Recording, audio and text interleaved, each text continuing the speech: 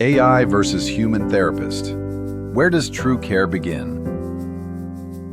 AI tools can provide reminders, journaling prompts, and coping tips.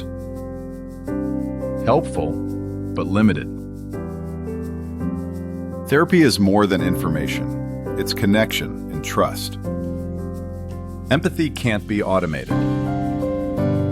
A therapist can read emotions, body language, and tone in ways AI can't. Healing needs human care.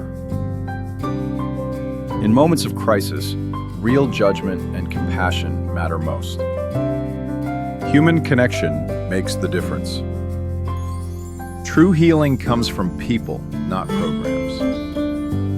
AI can support, but only people can truly care.